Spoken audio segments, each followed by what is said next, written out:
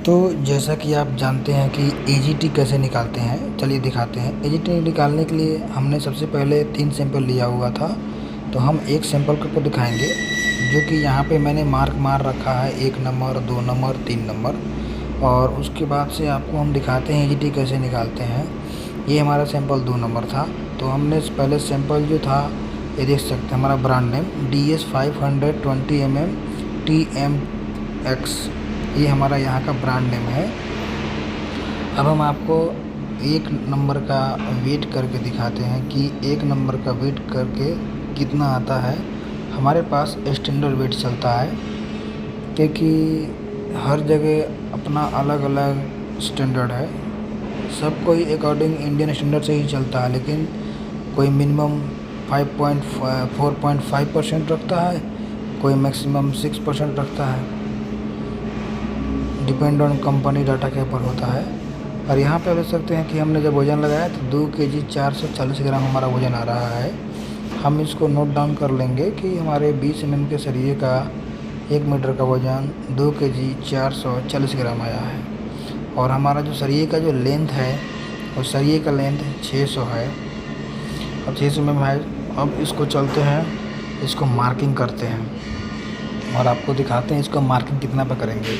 तो देखिए, इसका मार्किंग तो आपको पता ही है, साइज गुने 5 या तो 5.65 root under cross section area, तो वो भी कीजिए, या फिर साइज गुना 5 कर दीजिए। 20×5 100 है, लेकिन 100 तो हुआ, लेकिन डायरेक्ट 100 पर नहीं मारिए। अगर आप डायरेक्ट 100 पे मारेंगे तो ही जाके हमारा जो है सो जो ब्रेकिंग पॉइंट है वो गड़बड़ हो जाता है। हम क्या करेंगे, 10 mm से मार्किंग करेंगे और 10 mm पे मार्किंग करके उसको हम पंच करेंगे। क्योंकि अगर 10 mm पे मार्किंग करेंगे तो हम 10 पॉइंट जोड़ 11 पॉइंट ले लेंगे। 10 दिए के 100, जहाँ से शुरू करेंगे इनिशियल हो जाएगा, और जहाँ जगह ले जाकर रखेंगे वो पूरा आपका वो हो जाएगा, आपका 100 हो जाएगा। तो हम क्या करेंगे कि अभी मार्किंग करेंगे। अभी हमारा जो सरिया है वो हमारा 600 लेंथ का है।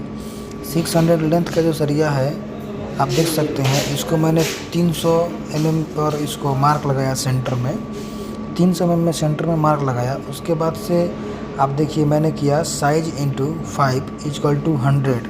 अब डिवाइड 20 करेंगे तो 50 आ रहा है। तो इसमें क्या है कि देखिए, अगर 2 से हमने किया तो 50 आया, तो सब कोई 50 पे ही मार देता है। लेकिन नहीं, अगर आप चाहें 100 आया है तो 100 पर नहीं मारिए, 10 mm पे मारिए। अगर 10 mm पे मार्किंग मारते हैं तो आप टूटने के बाद भी आप 100 mm जोड़ सकते हैं, 100 mm पे पॉइंट गिन सकते हैं।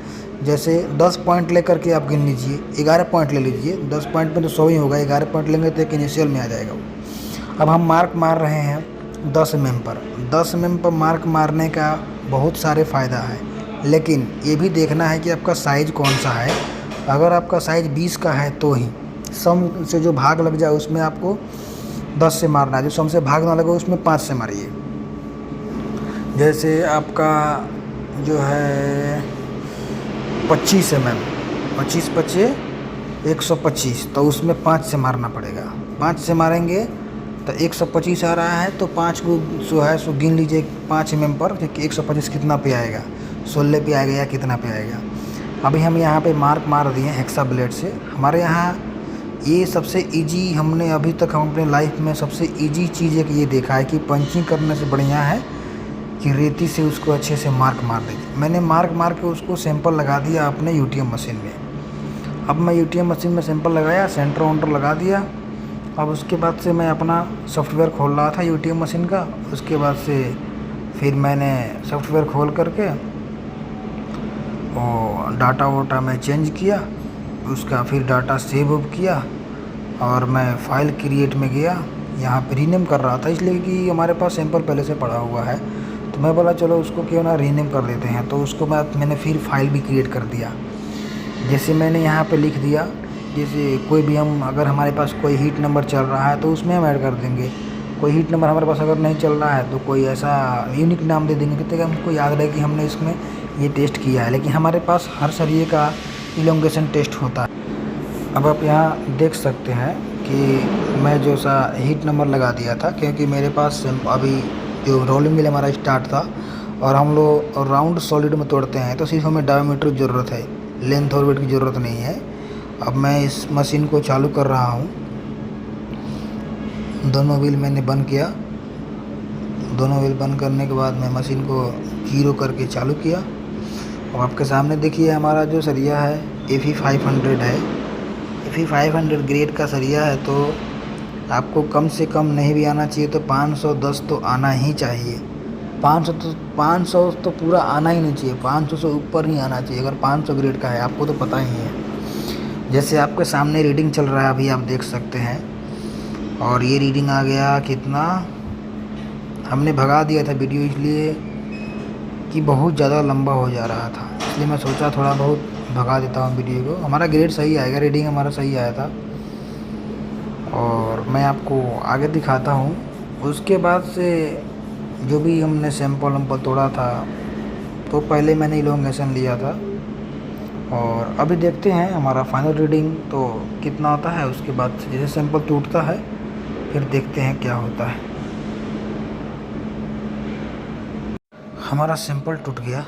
उसके बाद से हमारा जो हेल्पर था वो उसने जो सैंपल उसमें जो फंसा हुआ था उसको किसी भी तरह करके निकाला। अभी ये नया हेल्पर है, इसको थोड़ा सिखा रहे हैं। अब क्या है कि ये जो कंट्री में अभी हम जी हैं, इस कंट्री में ये सब बंदे हैं ना, कितना ही दिन काम कर लेंगे, इनको दिमाग ही नहीं होगा कैसे काम करना है, जल्दी सीख ही नहीं पाते हैं सब। सैंपल मैं निकाल के लाया, और उसके बाद से मैंने उसको टेबल पे रखा। अब टेबल पे रखने के बाद तो सबसे पहले मुझे चाहिए था इलोंगेशन, क्योंकि हमको सॉफ्टवेयर उसको क्लोज करना था। हमारा जो ATM मशीन जब सैंपल जब टूटा था तो हमें सबसे पहले चाहिए था इलोंगेशन का वैल्यू उसमें पुट करने के बाद हमें जो चाहिए AGT। तो सबसे पहले हम इलोंगेशन के लिए इसमें तुरंत हमने वर्नियर लिया और नापना चेक किया। अब देखिए मैं इलोंगेशन के लिए नाप रहा हूँ, और मेरा जो है पंचिंग जो है 10 mm पे पंचिंग है। तो हम क्या करेंगे, 11 लेंगे। अगर आपको यहाँ से दिखाई दे रहा होगा, आप देखिए यहाँ से मैं पंचिंग कर रहा हूँ,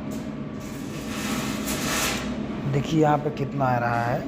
अभी यहाँ से एक जहाँ मैं रखा हूँ वहाँ से 1 2 3 4 5 6 7 और आगे जाएगा 8, एक और आएगा 7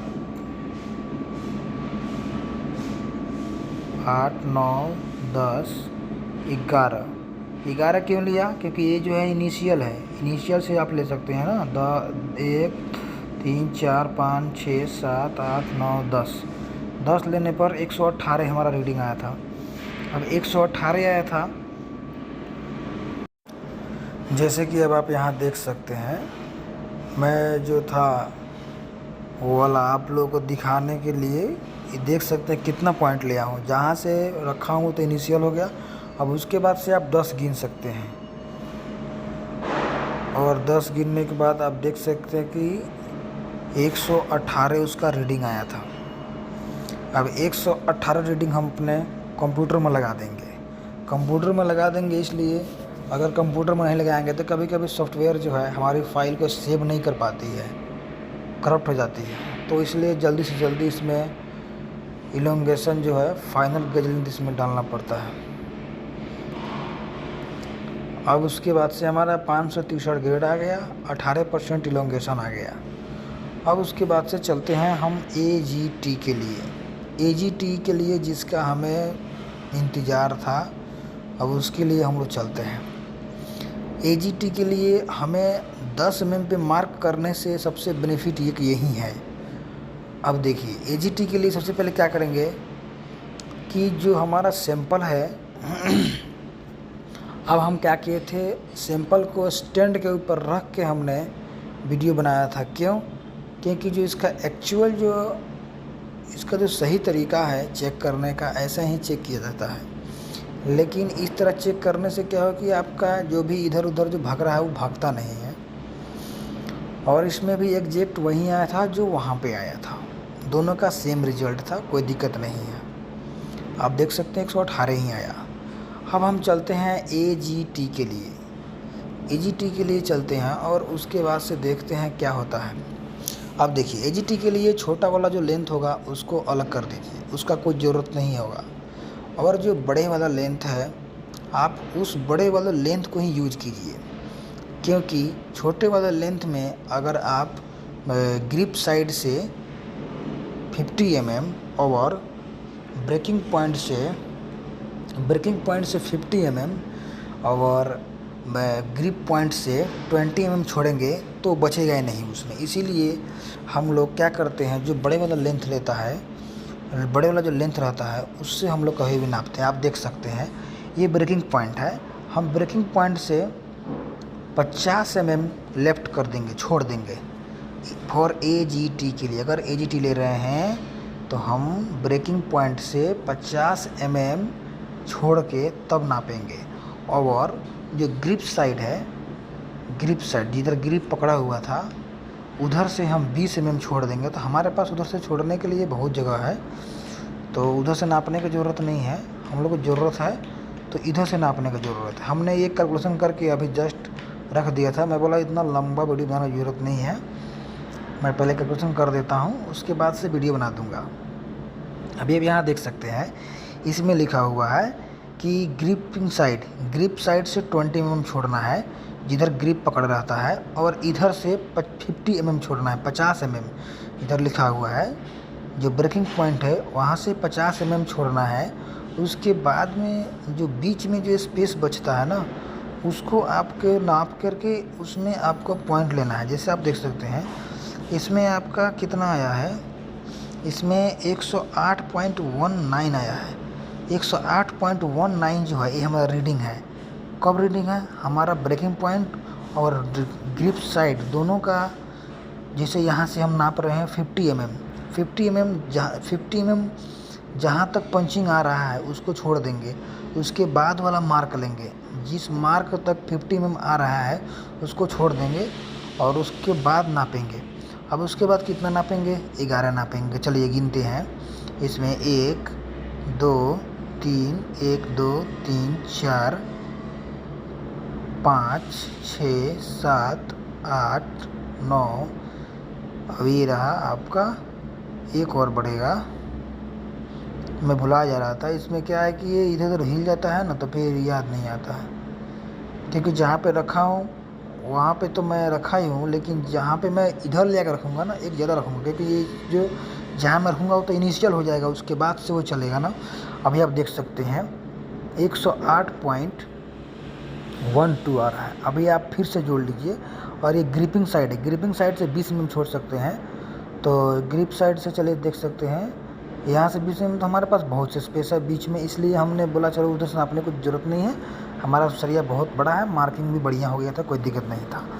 अब आप यहाँ समझ सकते हैं, यहाँ पे जो था हमारा ये रिज़ल्ट था, रिज़ल्ट में वह 108.19 है, तो 108.19 आया था। अभी हमारा फार्मूला है AG + RM / 2000, और उसके बाद से हमारा 108.19 - 100 × 100 8.19। अब 8.19 प्लस ये हमारा UTM हो गया, अल्टीमेट टेंसाइल स्ट्रेंथ, ये हमारा वेट हो गया, ये हमारा ग्रेड हो गया, वो हमारा स्ट्रेस हो गया।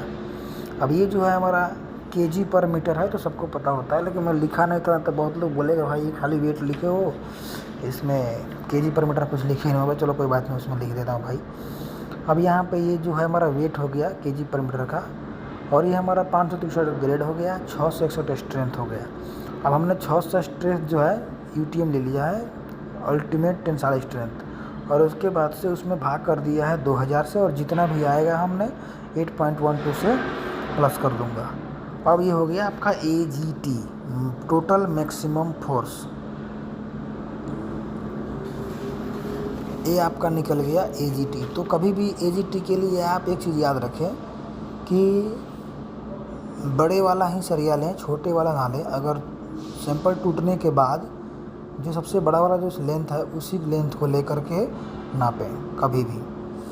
तो आज तो आप लोगों को AGT दिखा दिया, और AGT का ये सबसे बेस्ट तरीका है। अगर 2 से जो भाग लग जाए, या फिर सम में जो 2 से जो भाग लग जाए, समझ जाइए, उसमें कभी भी आप 10 से पंचिंग करके मार्किंग करके उसके बाद उसको ब्रेक कीजिए सैंपल को, और आराम से एजीटी और इलोंगेशन बढ़िया से उसको निकाल सकते हैं, कोई दिक्कत नहीं पड़ेगा। अब मिलते हैं आपको दूसरे ब्लॉग में, क्योंकि एक्सटेंशन मीटर के साथ।